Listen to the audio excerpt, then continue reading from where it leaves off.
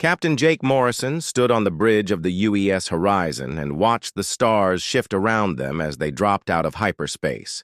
The year was 2157, and this was humanity's first journey beyond their own solar system. Jake had dreamed of this moment since he was a child, but nothing could have prepared him for what waited in the Kepler 442 system. Navigator Lisa Barnes checked her instruments and frowned. Her readings showed something that should not be there. Two massive fleets hung in space above a dead planet, and they were firing at each other with weapons that lit up the darkness like angry stars. The energy signatures were unlike anything humans had ever seen. Chief Engineer Danny Rodriguez ran scans from his station, and his face went pale. Each fleet had hundreds of ships, and the weapons they used could destroy Earth's entire space navy in minutes. These were not the peaceful explorers that humanity had hoped to find among the stars. Communications Officer Amy Sullivan tried to make sense of the radio chatter between the fleets. The signals were alien and complex, but her computers worked to break down the patterns. She turned to Jake with wide eyes and told him that both fleets were using battle frequencies. This was not a meeting or a trade discussion. This was war. Jake ordered the ship to maintain distance and observe. The horizon was small compared to the alien vessels, and he hoped they would not be noticed. For 3 hours, they watched the battle rage between the two unknown species. One fleet appeared to be made of insect-like creatures with ships that looked like crystal formations. The other fleet seemed to be energy beings that lived inside mechanical suits, and their ships glowed with inner light. The crystal ships fired beams that could cut through metal like paper. The glowing ships responded with energy blasts that turned matter into gas. Both sides fought with a hatred that seemed deeper than any human conflict. Jake realized these species had been fighting for a very long time. Amy worked on translating the alien communications and discovered something terrible. Both fleets called each other by names that meant destroyer and enemy of life. They spoke of battles that had gone on for hundreds of years. This was not just a war, but a fight for survival between two species that wanted to wipe each other from the universe. Danny reported that the battle was moving closer to their position. The alien ships were so focused on destroying each other that they had not noticed the small human vessel. Jake knew they needed to leave soon, but Amy begged for more time to record the alien languages. This was the greatest discovery in human history, and they needed to learn everything they could. Lisa plotted a course back to Earth, while Danny prepared the hyperspace engines. Jake watched the battle and tried to understand what could make two species hate each other so much. The crystal beings and the energy creatures fought with a fury that seemed to burn in their very souls. Then, everything went wrong. A damaged crystal ship spun out of control, and its sensors detected the horizon. The alien vessel sent out a signal that made both fleets stop firing at each other. For the first time in hours, the space around the dead planet became quiet. Amy's translation program finally cracked part of the alien language. The words that came through the speakers made Jake's blood run cold. Both fleets were calling the human ship an enemy vessel. They thought the horizon belonged to their enemies. Jake ordered an immediate retreat, but it was too late. Both alien fleets turned their weapons toward the small human ship. The crystal beings sent out signals that called humans the biological weapons of their energy enemies. The energy creatures broadcast messages that named humans as a new warrior class created by the crystal beings. Neither species had ever seen a third group with spaceships. In their minds, there were only two possibilities. Either humans were allied with their enemies, or humans were their enemies in a new form. Both fleets decided that the horizon needed to die. The first weapons struck the ship before Danny could activate the hyperspace drive. Crystal beams cut through the hull, and energy blasts overloaded the power systems. Amy screamed as her station exploded and threw her across the bridge. Jake ordered everyone to hold on as Lisa tried to get them away from the alien weapons. Danny worked frantically to restore power to the hyperspace engines while the ship shook under constant fire. The aliens were not trying to capture the horizon. They wanted to destroy it completely. Jake realized that both species were so locked in their ancient war that they saw everything else as a threat. The hyperspace drive finally came online, and Jake ordered the jump to Earth. As space twisted around them, Amy fell to the floor and did not get up. Her body was burned by energy feedback from her exploded console. Lisa checked for a pulse, but found none. Humanity's first contact with alien life had cost them a friend. The Horizon limped home with its hull damaged and its crew shaken. Jake stared at Amy's empty chair and wondered what they had stumbled into. Two species had been fighting for so long that they could not imagine peace. Now they thought humans were part of their war. Jake knew that Earth needed to prepare for something it had never faced before. They had found alien life and it wanted them dead. 3 months after the Horizon returned to Earth, Admiral Kate Phillips stood on the bridge of the UES Defender and watched the outer colonies prepare for war. Earth's government had listened to Jake Morrison's report and built the largest defense fleet in human history. Kate knew it would not be enough if the aliens decided to attack. Dr. Ben Carter studied the recordings from the first contact and tried to understand the alien species. The crystal beings moved like insects and seemed to think as a group mind. The energy creatures acted more like individuals, but their mechanical suits made them hard to read. Both species had technology far beyond anything humans could build. Commander Nick Hayes worked with a team of linguists to decode the alien languages. They had learned that the crystal beings called themselves the Kethvar, and the energy creatures were known as Zephyrians. Both names meant something like warrior people in their own tongues. The translations also revealed something disturbing about their war. Ben discovered that the conflict had been going on for over 300 years. Neither species remembered who started the fighting or why it began. They only knew that the other side was evil and needed to be destroyed. Generation after generation had been born into a war that had no purpose except to continue the war. Nick's team found evidence that both species once lived in the same star system. Ancient records suggested they had even traded with each other before the war began. Something had gone wrong during their first contact and turned them into enemies who would fight until one side was completely dead. Kate received reports from scout ships that made her worry. Both alien fleets were moving toward human space, but they were not working together. The Kethvar and Zephyrians continued to fight each other even as they approached Earth's colonies. It seemed that both sides wanted to destroy humans before dealing with their main enemy. The intelligence reports revealed the aliens' thinking. Each species believed that humans were secretly allied with their ancient enemy. The Kethvar thought humans were a new type of biological weapon created by the Zephyrians. The Zephyrian leaders claimed that humans were a warrior caste bred by the Kethvar for fighting. Ben tried to explain to Earth's leaders that both alien species were wrong. Humans were not allied with either side and had no part in their ancient war. But the aliens had been fighting for so long that they could not imagine a third option. In their minds, everything in the universe was either friend or enemy, and humans had to be one or the other. Kate made a decision that shocked everyone in the fleet. When the alien forces reached the edge of human space, she would attack both of them at the same time. If humans fought against both species equally, then maybe the aliens would understand that Earth was not picking sides in their war. The battle began when the alien fleets reached the Centauri colonies.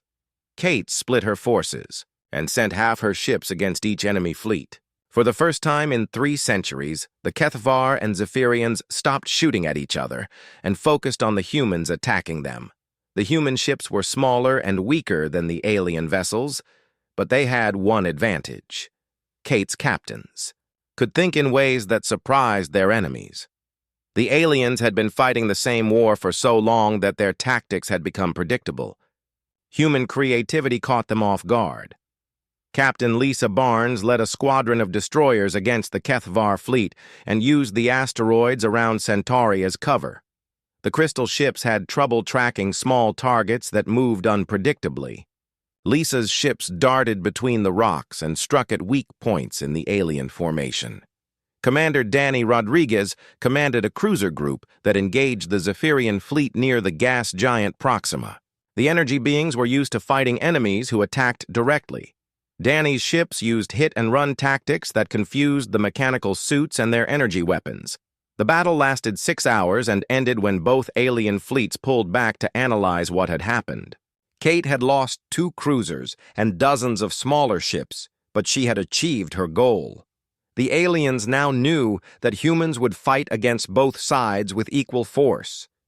Ben examined the wreckage from destroyed alien ships and made important discoveries. The Kethvar technology was based on living crystal that grew like organic tissue. Their weapons and ships were actually alive in some way that human science did not understand. The Zephyrian technology worked by converting matter into pure energy that could be shaped by thought. Nick intercepted communications between the alien fleets after the battle. Both sides were confused by human behavior. They had expected humans to help one side or the other, but instead the Earth ships had attacked everyone equally. The alien commanders were trying to figure out what this meant. The Kethvar leaders decided that humans might be a third enemy that threatened both the crystal beings and the energy creatures. Some of their messages suggested working with the Zephyrians to destroy Earth before returning to their main war. The idea of cooperating with their ancient enemy shocked many Kethvar, but survival might require it. The Zephyrian Council reached a similar conclusion. If humans were truly independent, then they represented a new threat that needed to be eliminated quickly. Some energy beings suggested a temporary peace with the Kethvar to deal with the human problem. The suggestion caused arguments that split their fleet. Kate realized that her plan had created a new danger. Instead of convincing the aliens that humans were neutral, she had made them think that Earth was an enemy of both sides. Now the Kethvar and Zephyrians might work together for the first time in centuries to destroy humanity. Ben warned that a united alien force would crush Earth's defenses easily. The human fleet could fight one alien species or the other, but not both at the same time. If the ancient enemies stopped fighting each other long enough to attack Earth, then humanity would face extinction. Nick suggested that they needed to capture alien prisoners and try to communicate directly. Messages sent through space could be misunderstood, but face-to-face contact might allow humans to explain their true position. Kate approved the plan, even though capturing alien prisoners would be extremely dangerous. The next phase of humanity's survival would depend on whether humans could make their enemies understand that Earth wanted peace with everyone. Kate looked at the stars and wondered if 3 species could find a way to stop fighting before they destroyed each other completely. Dr. Ben Carter walked slowly toward the holding cells deep inside the research station and tried to calm his nerves. Inside those cells were the first alien prisoners ever captured by humans. One was a Kethvar warrior with crystal armor that seemed to glow with its own light. The other was a Zephyrian energy being trapped inside a damaged mechanical suit that sparked with contained power. The capture mission had been dangerous and costly. Admiral Kate Phillips had sent Special Forces teams to board damaged alien ships after another skirmish. Security Chief Rob Martinez had led the team that captured the Kethvar warrior prime called Ixth-Ak. Commander Nick Hayes had personally overseen the containment of the Zephyrian war form known as Luminous Blade. Professor Ellen Wright stood beside Ben as they approached the cells. She was the best linguist on Earth and had spent weeks preparing for this moment. The alien languages were unlike anything humans had encountered, but Ellen believed she could establish basic communication. The future of 3 species might depend on her ability to translate thoughts across impossible differences. The HFY prisoner sat perfectly still in a cell designed to contain crystal-based life forms. HFY looked like a giant insect covered in purple crystal plates that shifted color with his emotions. His forearms ended in claws that could cut through metal, and his compound eyes tracked every movement in the room. Ben could see intelligence behind those alien features, but also a hatred that ran deeper than the ocean. The Zephyrian prisoner floated in an energy containment field that prevented escape. Luminous Blade appeared as a bright humanoid shape inside, a damaged mechanical suit. The energy being pulsed with colors that seemed to represent emotions or thoughts that humans could not understand. Ben sensed curiosity from the alien, but also a rage that matched the HFY's anger. Ellen began with simple concepts using pictures and mathematical symbols. She showed both prisoners images of their home systems and their fleets. The aliens recognized the pictures, but their reactions were violent. Both prisoners tried to attack when they saw images of their enemies, even though they were safely contained. Ben realized that the hatred between these species was deeper than simple politics or territory. This was a fear and rage that had been passed down through generations until it became part of their basic nature. The HFY and Zephyrians did not just dislike each other, they were programmed to destroy each other on sight. Ellen made progress with individual words and concepts. She learned that the HFY lived in hive minds where thousands of individuals shared thoughts and feelings. HFY was not just one warrior, but a representative of millions of crystal beings who experienced his capture as their own.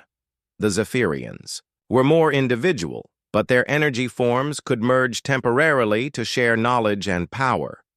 Professor Wright discovered that both species had very limited concepts of peace or cooperation. The HFY language had no word for compromise or negotiation. Their society was built around the hive mind making decisions that all members followed without question. The Zephyrian tongue included words for temporary truces, but nothing that meant lasting peace between different groups.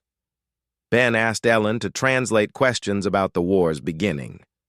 Both prisoners became agitated when asked about the origins of their conflict. HFY's crystal plates turned dark red with anger, while Luminous Blade's energy form flickered with rapid color changes that indicated distress or confusion. Through careful translation, Ellen learned that neither prisoner really knew how the war started. They had been taught that the other species attacked first and committed terrible crimes that demanded eternal revenge. But when pressed for details, both aliens could only repeat stories that had been passed down through generations of fighting. The breakthrough came when Ellen showed both prisoners images of Earth and human colonies. For the first time since their capture, both aliens became curious instead of angry. They asked questions about human society and technology that revealed their assumptions about humanity's role in the galaxy.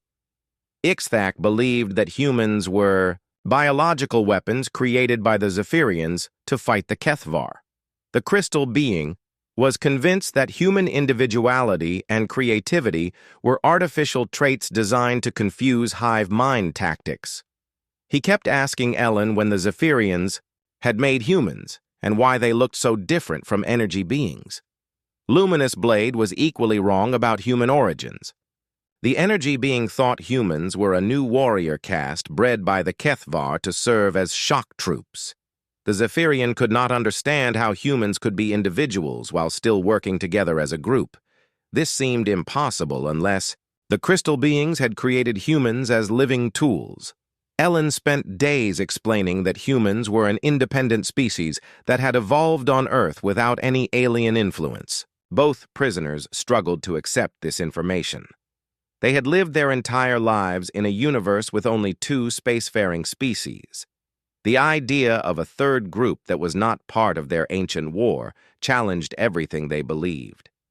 Ben observed the prisoners' reactions and made important discoveries about their biology. The HFY crystal plates seemed to store and process information like organic computers. HFY could access memories from other hive members and share his own experiences instantly across space. The collective intelligence of the crystal beings was far greater than any individual human mind.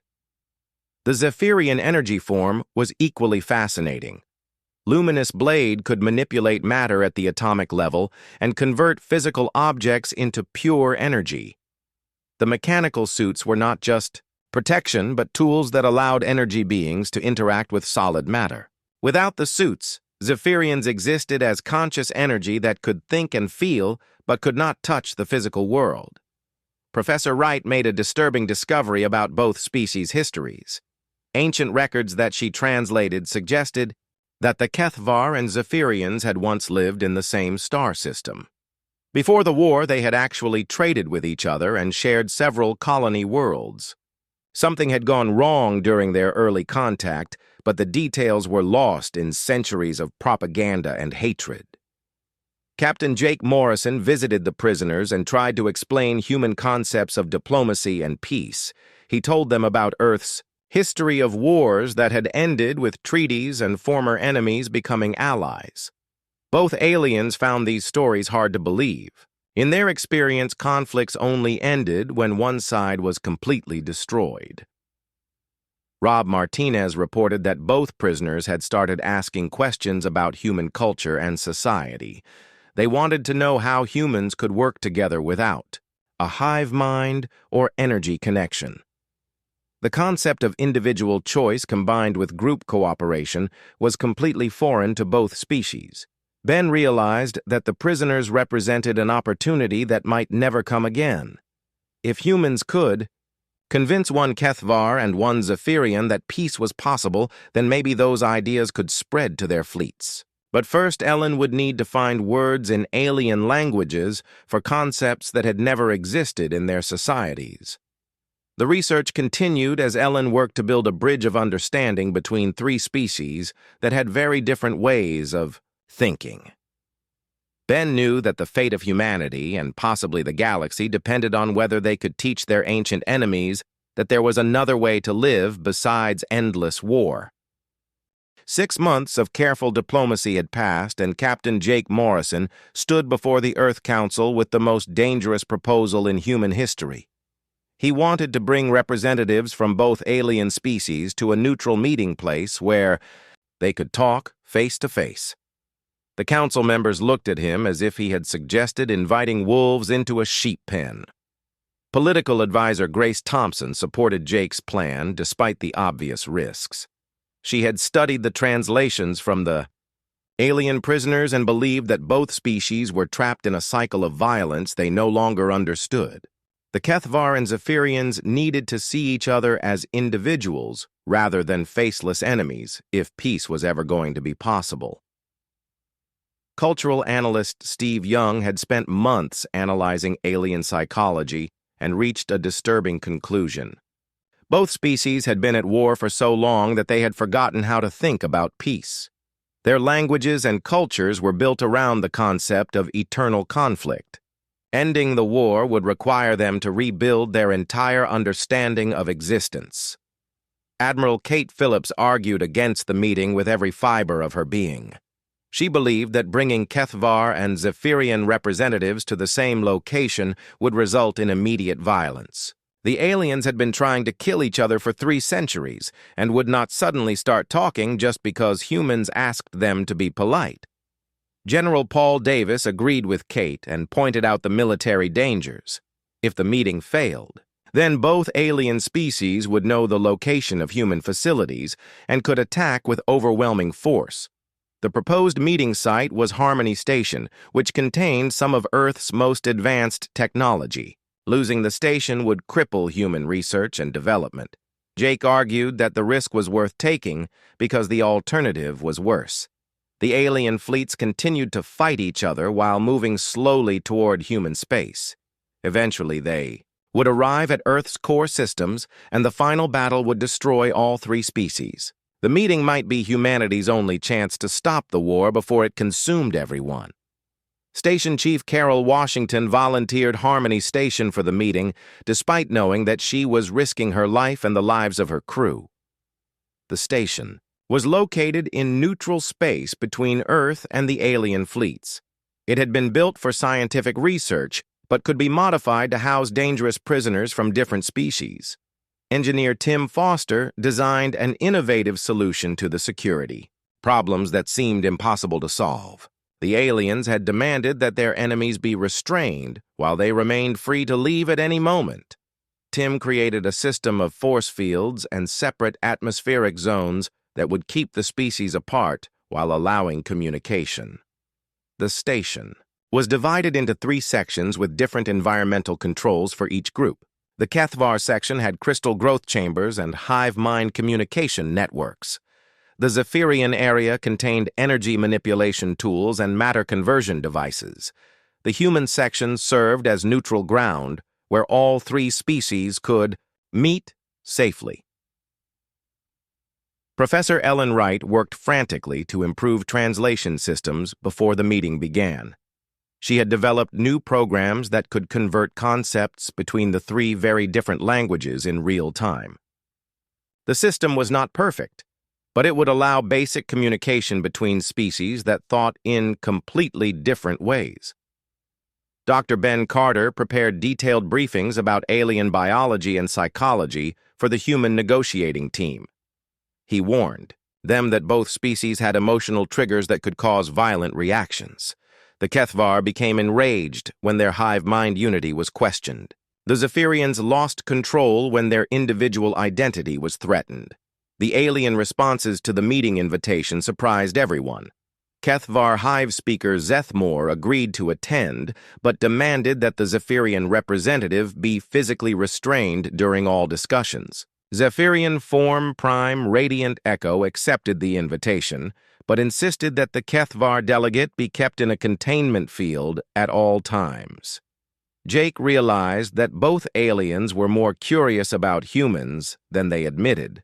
After months of fighting, human forces both species wanted to understand what made Earth's defenders so different from anyone they had encountered before.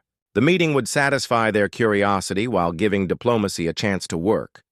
Carol Washington supervised the station modifications as teams of engineers installed the new security systems. The work was dangerous because they were essentially building a prison that could hold beings with incredible destructive power. One mistake in the force field generators could allow the aliens to escape and destroy the station. Grace Thompson developed negotiation strategies based on human diplomatic history, but adapted for alien psychology. She planned to start with simple concepts that both species could understand before moving to more complex ideas about peace and cooperation. The key was to avoid triggering the deep hatred that both aliens felt for each other. Tim Foster tested the containment systems repeatedly to make sure they would work under stress. The force fields had to be strong enough to hold beings that could manipulate matter and energy while being invisible enough that the aliens would not feel like prisoners. The balance between security and diplomacy was incredibly delicate. Steve Young prepared cultural presentations that would help the aliens understand human society. He planned to show them examples of how former enemies had become allies throughout Earth's history. The goal was to prove that peace between different groups was not only possible, but could benefit everyone involved. The first alien ship arrived 3 days before the meeting was scheduled to begin. The HFY vessel looked like a giant crystal formation that pulsed with internal light. Scanners detected thousands of life forms inside the ship, all connected by the hive mind network. Zethmore was not just one individual, but a representative of an entire civilization. The Zephyrian ship appeared the next day as a flowing structure of contained energy that seemed to shift and change shape constantly. The vessel held dozens of energy beings who could merge their consciousness temporarily to make group decisions. Radiant Echo spoke for all of them, but remained an individual with personal thoughts and feelings. Jake met with both alien representatives separately before the joint session began. Zethmore was suspicious of human motives and demanded to know why Earth wanted to interfere in a war that had nothing to do with them. The hive mind found it hard to understand why humans would risk their lives for the benefit of strangers. Radiant Echo was equally confused by human behavior, but for different reasons. The energy being could not comprehend why individuals would work together without merging their consciousness. Human cooperation seemed impossible without some form of mental connection that allowed shared thoughts and emotions. Carol Washington made final preparations as the meeting time approached. Her station had become the most dangerous place in the galaxy, with representatives of 3 species that barely understood each other gathered in the same location. She knew that the slightest mistake could trigger a conflict that would destroy them all. The moment of truth arrived as Jake led both alien representatives to the neutral meeting chamber. For the first time in over 3 centuries, a Kethvar and a Zephyrian would be in the same room without trying to kill each other. The future of the galaxy depended on whether they could remember how to talk instead of fight. The meeting chamber on Harmony Station fell silent as Kethvar Hive speaker Zethmore and Zephyrian Form Prime Radiant Echo saw each other for the first time in person. 3 centuries of hatred filled the air like poison as both beings struggled against every instinct that told them to attack their ancient enemy. Captain Jake Morrison stood between them and wondered if he had made a terrible mistake. Communications specialist Janet Miller worked frantically at her translation console as angry words flew between the alien representatives. The Kethvar's crystal plates flashed red with rage, while the Zephyrian's energy form pulsed with violent colors. Both beings accused each other of crimes that stretched back through generations of war. Dr. Ben Carter watched the aliens carefully and noticed something important. Despite their obvious hatred, both representatives were curious about each other. They had spent centuries fighting an enemy they only knew through propaganda and combat reports. This was their first chance to see their ancient foe as an individual rather than a faceless monster. The first week of negotiations nearly ended in disaster multiple times. Zethmore would begin to explain Kethvar grievances only to be interrupted by Radiant Echo's accusations about crystal being war crimes. The Zephyrian would start to list energy creature suffering only to be cut off by the hive mind representative's catalog of destroyed worlds and murdered colonies. Professor Ellen Wright realized that both species were trying to justify their hatred by reciting ancient wrongs that neither had personally experienced. The current generation of warriors had inherited their anger from parents who had inherited it from their parents in an endless cycle of revenge that no one alive could remember starting. Jake changed tactics and asked both representatives to describe their home worlds before the war began. For the first time since the meeting started, both aliens became thoughtful instead of angry. Zethmore spoke of crystal cities that grew like living things and hive minds that shared knowledge across entire planets. Radiant Echo described energy beings who danced between stars and shaped matter with pure thought. Cultural analyst Steve Young noticed similarities between the 2 descriptions that the aliens themselves seemed to miss. Both species mentioned trading networks and shared colonies in the same star systems. The pre-war galaxy had been a place where crystal beings and energy creatures worked together for mutual benefit. Dr. Carter asked permission to share his research about alien biology, and both representatives agreed to listen. What he revealed shocked everyone in the room, including the humans who thought they understood their alien guests. Ben had discovered that the Kethvar and Zephyrians were not just 2 different species, but complementary forms of life that needed each other to survive. The crystal beings processed raw materials from planets and asteroids, but their metabolism created waste products that were toxic to their own biology. Before the war, they had traded these compounds to energy creatures who converted them into fuel for their mechanical suits. The process was essential for Kethvar health and reproduction. The Zephyrians manipulated matter and energy, but their activities created crystalline formations as byproducts. These crystal structures contained elements that the energy beings could not use but were essential nutrients for Kethvar hive minds. Without regular exposure to Zephyrian crystals, the collective intelligence of crystal beings began to break down. Ben presented evidence that both species had been slowly dying throughout their long war. The Kethvar birth rate had dropped to almost nothing because they lacked the energy compounds that only Zephyrians could provide. The crystal beings were becoming less intelligent and more aggressive as their hive minds deteriorated without proper crystalline nutrition. The Zephyrians faced similar problems as their mechanical suits broke down without Kethvar processed materials. Energy beings were losing the ability to interact with the physical world as their technology failed. Many Zephyrians had already faded into pure energy that could think but could no longer affect matter. Xeno-specialist Dr. Laura Kim had studied ancient records from both civilizations and found proof that the species had once lived in perfect symbiosis. Kethvar colonies had always been located near Zephyrian settlements so that both species could benefit from their biological partnership. The war had not just been destroying individuals, but was killing both civilizations slowly. Archaeologist Matt Rivera presented historical evidence that supported Ben's biological findings. Pre-war records showed extensive trade networks between crystal beings and energy creatures. They had shared technology and even developed joint colonies where both species lived together peacefully. The symbiotic relationship had made both civilizations stronger and more advanced. Zethmore listened to the human presentations with growing horror as the hive mind processed the implications.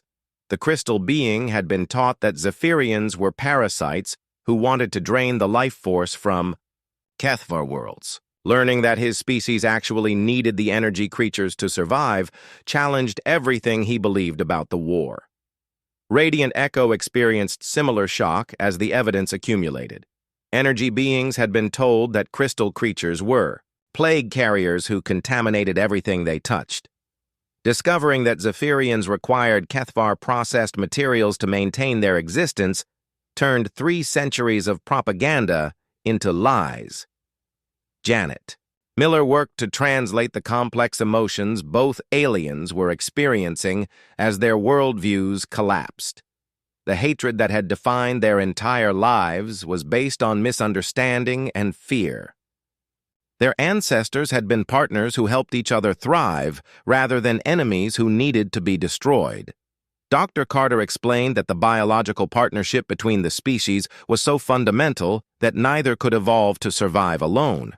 The Kethvar and Zephyrians had developed together over millions of years until they became dependent on each other for basic biological functions.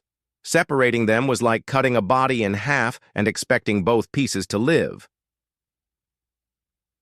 The revelation created a crisis for both representatives as they struggled to accept information that contradicted everything they had been taught. Zethmore's crystal plates cycled through colors that indicated confusion and distress. The hive mind was trying to process data that seemed impossible, but was supported by overwhelming evidence. Radiant Echo's energy form flickered rapidly as internal conflicts tore at the being's consciousness. The Zephyrian had spent a lifetime fighting enemies who were actually essential partners. Every victory in the war had made both species weaker and closer to extinction. Steve Young suggested that the war might have started from a simple misunderstanding during first contact between the species. After millions of years of evolution on separate worlds, they had forgotten their original partnership. When they met again in space, both sides had been afraid of the other, and that fear had grown into hatred. Jake realized that the meeting had reached a critical moment. Both alien representatives now understood that their war was based on lies and was slowly killing both civilizations. But 3 centuries of hatred could not be erased with a few scientific presentations. The aliens needed time to process information that challenged their most basic beliefs about existence. Carol Washington reported that terrorist factions from both species had learned about the peace talks and were planning attacks to sabotage any chance of ending the war. Extremists from both sides believed that their enemies deserved extinction regardless of the biological evidence. The meeting had created new dangers that threatened everyone on Harmony Station. The negotiations entered their most dangerous phase. as both representatives struggled with the knowledge that everything they had believed was wrong. The future of three species hung in the balance as ancient enemies tried to remember how to be partners instead of predators. The peace talks on Harmony Station had changed everything, but not everyone wanted peace. HFY separatist Vorthek commanded a rogue crystal fleet that rejected the biological evidence about symbiosis. Zephyrian purist Burning Hatred led energy, beings who believed that their species was meant to rule the galaxy alone. Both extremist leaders would rather see their civilizations die than make peace with ancient enemies. Admiral Jake Morrison received urgent reports from Admiral Kate Phillips about terrorist attacks on human colonies. The extremists had formed an unlikely alliance based on their shared hatred of the peace process. Vorthek and Burning Hatred were working together to destroy any chance of ending the 3-century war. The attack on New Geneva colony shocked the galaxy as HFY crystal bombs and Zephyrian energy weapons struck civilian targets without warning. Thousands of humans died in the assault while the terrorists broadcast messages claiming that humanity was a disease that needed to be cleansed from the universe. The extremists blamed humans for interfering in a war that should continue until one side achieved total victory. Colonial Governor Mary Scott coordinated the defense of New Geneva with incredible courage as alien terrorists tried to destroy everything humans had built. She evacuated civilians while organizing resistance against enemies who could cut through metal with crystal claws or dissolve matter with energy blasts. Her actions saved thousands of lives, but she knew the colony could not survive another major attack. Jake made a decision that would have seemed impossible months earlier. He requested military support from both Hive Speaker Zethmore and Form Prime, Radiant Echo, to help stop the extremist alliance. For the first time in 3 centuries, HFY and Zephyrian forces would fight side by side against a common enemy. The joint task force that assembled near New Geneva was unlike anything the galaxy had ever seen. Human ships with their creative tactics flew alongside crystal vessels that grew new weapons during battle. Energy beings who could reshape matter worked with hive minds that could process information from thousands of sources simultaneously. Captain Lisa Barnes commanded the human destroyer squadron and marveled at how alien tactics complemented each other when they stopped fighting. HFY crystal formations could absorb enemy fire and redirect it as concentrated beams. Zephyrian energy manipulation could turn debris into new weapons or barriers. Human unpredictability kept enemies guessing about the next attack. The battle for New Geneva became a test of whether 3 species could truly work together against extremists from 2 of their own kinds. Jake coordinated the mixed fleet from his flagship while trying to prevent friendly fire between allies who had been enemies for centuries. The communication challenges were enormous, but the determination to protect innocent lives overcame old hatreds. Commander Danny Rodriguez led a combined strike force against Vorthek's crystal battleship and discovered that cooperation made all 3 species stronger. Human engineering modified HFY crystal weapons to be more flexible. Crystal being hive minds helped Zephyrian energy forms coordinate their attacks. Energy creature matter manipulation enhanced human ship defenses. The extremist forces fought with desperate fury against the alliance they saw as an abomination. Vorthek commanded crystal beings who believed that working with energy creatures was worse than death. Burning Hatred led Zephyrians who thought that cooperation with any other species was a betrayal of their pure energy nature. Governor Scott found herself defending civilian shelters alongside alien warriors who had traveled across the galaxy to protect human lives. HFY soldiers used their crystal armor to shield families from energy blasts. Zephyrian beings converted debris into barriers that stopped crystal projectiles. The cooperation between former enemies gave hope that lasting peace might be possible. The climactic moment came when terrorist bombs threatened to destroy the main civilian shelter where thousands of refugees had gathered. Mary Scott realized that the only way to stop the explosion was to manually redirect the blast away from the shelter. She would not survive the attempt, but her sacrifice could save everyone else in the building. Zethmore and Radiant Echo both tried to stop the governor from sacrificing herself, but she was already running toward the bomb when they detected her intentions.